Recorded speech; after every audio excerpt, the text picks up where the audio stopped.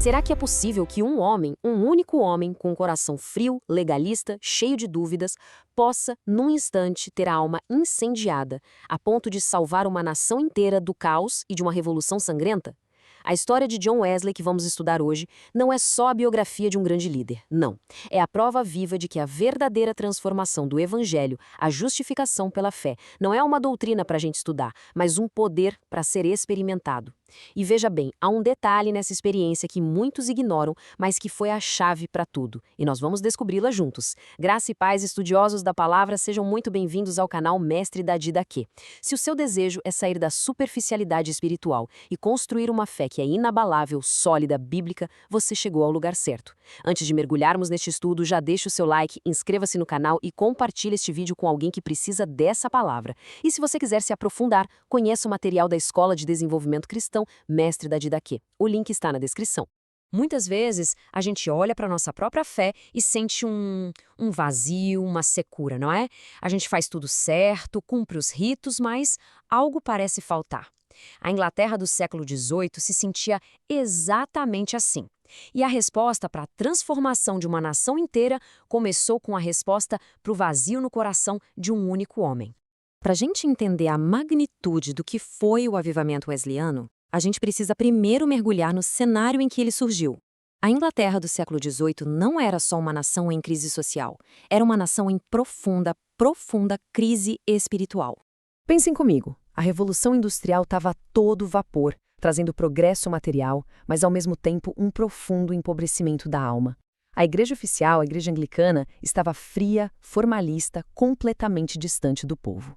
A pregação era mais filosofia moral do que o poder transformador do evangelho. E qual foi o resultado? Uma sociedade onde a devassidão, o alcoolismo, o crime não eram apenas problemas sociais, eram sintomas de um coração nacional que havia se esquecido de Deus.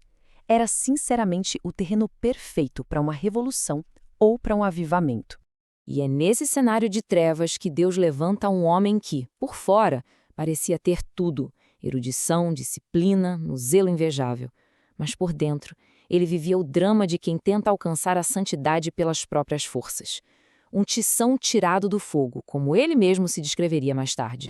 Observem essa jornada inicial dele. Desde o resgate milagroso do incêndio que ele interpretou como um chamado divino, até a fundação do Clube Santo em Oxford. Tudo na vida de Wesley gritava disciplina, método, busca por santidade. Ele era um mestre da piedade, um especialista em boas obras.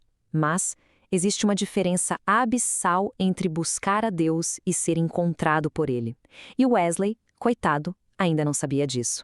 A sua viagem missionária à América deveria ser o ápice da sua dedicação, mas se tornou a prova cabal do seu fracasso espiritual. E por quê? Porque ele foi para a América com uma religião de obras. Ele foi ensinar sobre um Deus que ele conhecia nos livros, mas que ele não conhecia em seu coração. Este homem, neste barco, voltando para a Inglaterra, é a personificação do que o apóstolo Paulo descreve em Romanos. A alma que tenta se justificar pela lei e encontra apenas desespero. Prestem muita atenção nesta confissão. É uma das mais honestas e brutais de toda a história da igreja. Fui converter outros, mas nunca fora realmente convertido. Quantos de nós hoje não corremos o risco de viver o mesmo drama? Envolvidos em ativismo religioso, cheios de conhecimento bíblico, mas com o coração vazio da certeza da salvação? Wesley buscava a paz, mas encontrava apenas o peso esmagador de suas próprias obras. Mas Deus, em sua soberana graça, estava prestes a intervir. Um único momento, numa rua chamada Aldersgate, em Londres, não mudaria apenas o destino de Wesley, mudaria o destino da Inglaterra e, por consequência, a história do protestantismo mundial. No dia 24 de maio de 1738, Wesley foi com muita relutância a uma pequena reunião de morávios. E lá, enquanto ele estava sentado, algo extraordinário aconteceu. Alguém começou a ler o prefácio de Martinho Lutero à Epístola aos Romanos. Pensem na providência divina. O homem cuja alma estava angustiada pela justificação pelas obras, agora ouve a explicação do grande reformador sobre a justificação pela fé. E então ele escreve essas palavras imortais. Senti o coração estranhamente aquecido. O que é isso? Isso não foi um mero sentimentalismo. Foi o testemunho interior do Espírito Santo, que Paulo descreve em Romanos 8. Foi a passagem de uma fé teórica, intelectual, para uma fé viva, relacional, pessoal. Foi o momento em que a doutrina da justificação pela fé deixou de ser um conceito e se tornou a sua realidade. Ele finalmente entendeu que a salvação não era algo que ele fazia para Deus, mas algo que Cristo fez por ele. Essa doutrina, a justificação pela fé, é o coração do Evangelho. Significa que nós somos declarados justos diante de Deus, não por causa dos nossos méritos, mas unicamente pela fé na obra de Cristo na cruz. Para Wesley, essa verdade foi como sair de uma prisão. E essa liberdade se tornou combustível para o maior avivamento da história da Inglaterra. Entender essa doutrina é absolutamente fundamental para uma vida cristã sólida. Agora, atenção para um ponto crucial. A verdadeira experiência com a graça de Deus nunca jamais leva à inércia. Ela gera movimento.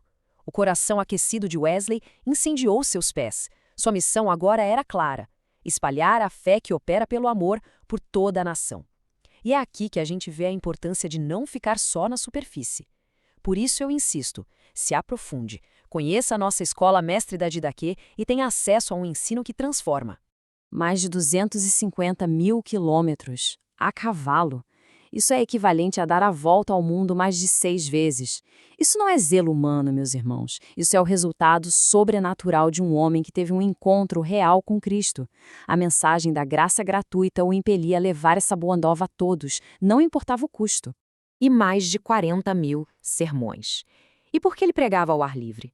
Porque a igreja institucional, fria e formalista, fechou as portas para essa mensagem vibrante da graça. Eles temiam o que chamavam de entusiasmo, a experiência direta com Deus. Mas o que a instituição rejeitou, as massas de trabalhadores, os mineiros, os esquecidos pela sociedade, acolheram de braços abertos. Deus transformou a rejeição em um púlpito para alcançar a nação. E aqui nós vemos a sabedoria pastoral de Wesley. Ele entendia que avivamento sem discipulado é só um fogo de palha.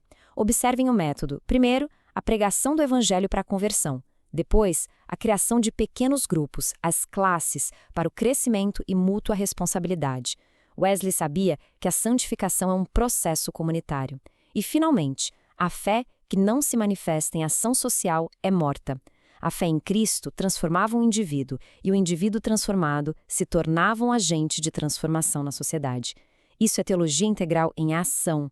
Então, a gente chega à pergunta final. Qual foi o legado do coração estranhamente aquecido de um homem? O contraste é impressionante. A França, guiada pelos ideais do iluminismo secular, buscou resolver suas crises sociais através da revolução política e do terror da guilhotina. A Inglaterra, por sua vez, enfrentou problemas muito semelhantes, mas encontrou sua resposta em um avivamento espiritual. O metodismo deu à Inglaterra uma consciência social, uma bússola moral que ofereceu esperança e transformação de dentro para fora, evitando o banho de sangue que foi visto do outro lado do canal. O Evangelho é a verdadeira revolução. Ele partiu para a glória, deixando um movimento que transformou o mundo. E as suas últimas palavras resumem toda a sua jornada, da dúvida à certeza, da obra à graça. O melhor de tudo é: Deus está conosco. Essa era a certeza que ele não tinha no início, mas que se tornou a rocha da sua vida e do seu ministério. A vida de John Wesley nos deixa com esta pergunta: qual é o poder de uma única vida transformada pela graça de Deus? A resposta é o poder de mudar o mundo. A transformação que se busca para a família, para a cidade, para a nação, começa com a mesma experiência que Wesley teve em Aldersgate, um encontro genuíno e pessoal com Cristo, onde se para de confiar nas próprias obras e se confia somente na obra dele na cruz. A verdadeira teologia não apenas informa a mente, ela aquece o coração e move os pés. O aprendizado não para por aqui. Para sair da superfície e se tornar um aluno oficial da nossa Escola de Desenvolvimento Cristão, com acesso a cursos e trilhas completas, acesse agora Mestre. O link está na descrição.